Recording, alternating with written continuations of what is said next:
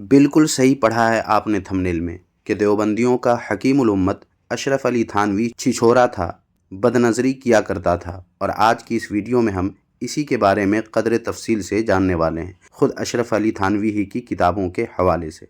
तो चलें बिला ताख़ीर वीडियो शुरू करते हैं और जानते हैं अशरफ अली थानवी का वो भयानक और मकरूह चेहरा जिसे अक्सर व बेशतर देवबंदी भी नहीं जानते, लेकिन आज की इस वीडियो को देखने के बाद वो भी जान जाएंगे।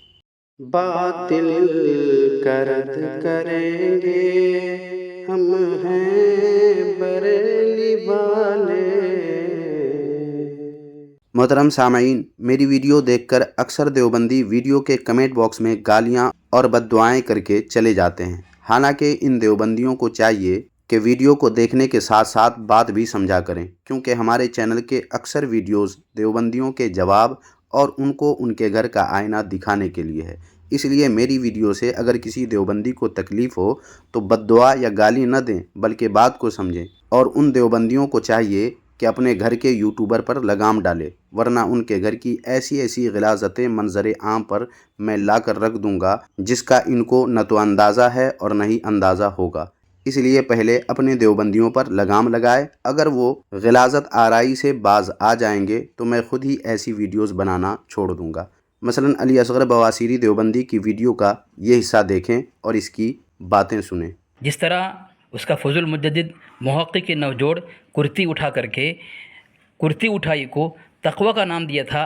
सामाईन, ये अल-मलफूज़ का हवाला है। इसमें आला हज़रत रहमतुल्लाह अलैह के बचपन के एक वाक़ये पर एतराज़ किया गया है। जिस वक्त आला हज़रत रहमतुल्लाह अलैह 3.5 साल के थे, उस वक्त तवाइफ़ों को देखकर आप अपनी आँखें कुर्ते के दामन से बंद कर लेते हैं, और इसे आला हज़रत रहमतुल्लाह अलैह का तक़वा इस किताब में लिखा गया है। अब इस पर देवबंदियों को बड़ा सदमा लगा कि इस नन्ही उम्र में उन्होंने ऐसा कैसे कर दिया। हालांकि इससे बड़ी उम्र में अशरफ अली थानवी अपने भाई के सर पर पेशाब किया करता था, और अशरफ अली थानवी ने खुद कहा कि मैं मुत्तकी नहीं हूँ, जैसा कि आप यहाँ देख सकते हैं। अब अपने घर को इस कमाल से खाली देखकर देवबंदी पागल हो गए और इस पर जाहिलाना एतराज़ करने लगे। अब इसका जवाब दिया जाएगा कि नहीं? यकीनन दिया जाएगा, लेकिन अब इसी अली असगर बवासीरी की वीडियो का ये हिस्सा भी देख लें। 18-20 साल की लड़की को घोर घोर के देखेगा, माँ को पटक रही है, कुर्ती फाड़ रही है, दूध पी रही है, तो ऐसे गंदी आंखों से वो आदमी कहाँ जाएगा? तौबा साबित तो है नहीं। खत्ती साबित कर दे कि उसने तौबा कर ली थी देखने के बाद। मोहतरम सामईन, ये भी अल-मलफूज़ का हवाला है। इसमें बरसबीले ज़िक्र 18-20 साल की लड़की जिसका दूध इस उम्र तक छुड़ाया न गया था, वो अपनी ज़ईफ़ा माँ को पछाड़ कर दूध पीने लगती, ये लिखा हुआ है। बस इसी पर ये एक देवबंदी नहीं बल्कि अक्सर व बेशतर देवबंदी इस वाक़या पर कमाले बेग़ैरती से अजीब अजीब तरह से एतराज़ करते हैं। अब आप लोग ही बताएं कि इसका जवाब इसी के अंदाज़ में दिया जाएगा कि नहीं? बेशक दिया जाएगा। लिहाजा अब जो हवाले अशरफ अली थानवी के मुतालिक मैं पेश करने जा रहा हूँ, उन हवालों से अगर किसी देवबंदी को तकलीफ़ हो तो मेरी वीडियो के कमेंट बॉक्स में गालियां देने और बद्दुआ करने से पहले अपने घर के इन गंदी ज़बान और फुहश गो गालीबाजों के मुंह में लगाम लगाए।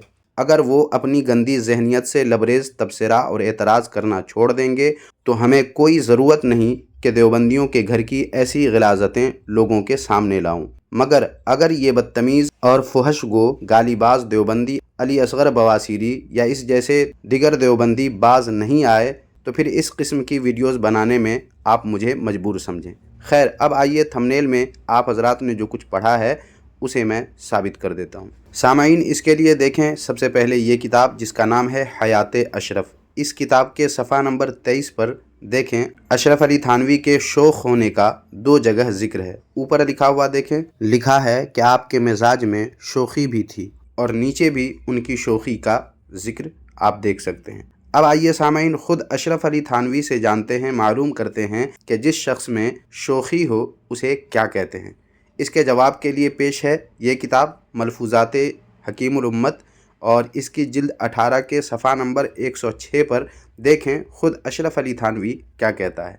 ये कहता है कि जिन शख्सों में ज़रा सी शोखी होती है, जिसको उर्फ़ आम में छिछोरापन कहते हैं। क्या कहते हैं? छिछोरापन कहते हैं। تو سامعین معلوم ہوا ان دونوں حوالوں سے کہ دیوبندیوں کے حکیم الامت اشرف علی تھانوی میں چھچھورا پن تھا، اور اب چھچھورا پن کا مطلب اگر دیکھنا ہو تو دیوبندیوں کی پسندیدہ لغت فیروز اللغات میں دیکھیے کہ اس کا کیا مطلب ہے۔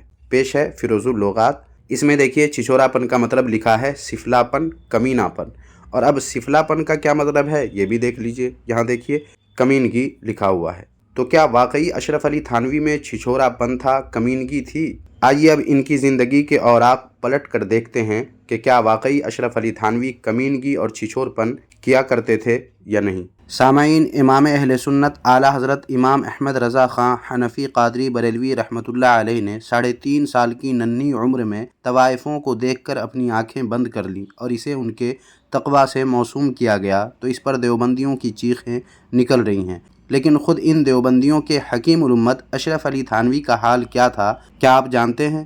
نہیں جانتے ہیں تو جان لیجئے کہ بڑے ہو کر حکیم الامت کہلاتے رہے، مگر طوائفوں کو تاڑنا انہوں نے نہ چھوڑا۔ جی ہاں، ثبوت کے لیے دیکھیے یہ کتاب ملفوظات حکیم الامت، جلد 18 کے صفحہ نمبر 129 پر کیا کہا ہے خود اشرف علی تھانوی نے۔ یہاں دیکھیں، اشرف علی تھانوی کہتے ہیں کہ میں نے خود بعض اطباء کے مطب میں دیکھا کہ رنڈیاں آتی تھیں۔ اور سامعین، ویڈیو کے شروع میں آپ نے ملاحظہ فرما لیا ہے کہ اشرف علی تھانوی نے اپنے متقی نہ ہونے کا اعلان کر دیا ہے۔ مطلب یہ کہ بڑے ہونے کے بعد بھی یہ رنڈیوں کو دیکھا کرتے تھے اور متقی نہیں تھے، خود ان کی کتاب سے ثابت ہو چکا ہے۔ تو ایسے لوگ اعلیٰ حضرت کے متقی ہونے پر اور طوائفوں کے آنے سے آنکھیں بند کرنے پر اعتراض نہیں کریں گے تو پھر اور کیا کریں گے؟ اور پھر سامعین، صرف یہی نہیں کہ اشرف علی تھانوی رنڈیوں کو دیکھا کرتے تھے، بلکہ کیا کیا دیکھتے تھے اس پر تو حوالے الحمدللہ ڈھیروں ہمارے پاس ہیں، مگر آج چونکہ تاخیر ہو گئی ہے اس لیے صرف ایک حوالہ پیش کرتا ہوں۔ چنانچہ یہ دیکھیے کتاب جس کا نام ہے مواعظ اشرفیہ، اور اس کی جلد دوم کے صفحہ نمبر 39 پر دیکھیں کیا لکھا ہوا ہے۔ خود اشرف علی تھانوی اپنے خطاب میں کہتے ہیں، میں نے ایک مرغی کا بچہ دیکھا ہے جس کے 4 پیر تھے، اور آگے دیکھیے کیا لکھا ہے، اور آج کل دہلی میں 2 لڑکیاں جڑی ہوئی نمائش میں آئی تھیں جن کے تمام اعضاء جدا جدا تھے مگر کمر جڑی ہوئی تھی، اور پیشاب گاہ الگ الگ تھی مگر پیشاب نکلتا ایک کے رستے سے تھا۔ دیکھ لیجئے سامعین، یہ جناب نمائش میں گئے تھے کیا دیکھنے کے لیے کہ 2 لڑکیاں جڑی ہوئی ہیں اور ان کے اعضاء تو الگ الگ ہیں مگر کمر جڑی ہوئی ہیں، اور پیشاب کہاں سے نکلتا ہے اور کس سے نکلتا ہے یہ ساری چیز دیکھ کر کے آئے ہیں۔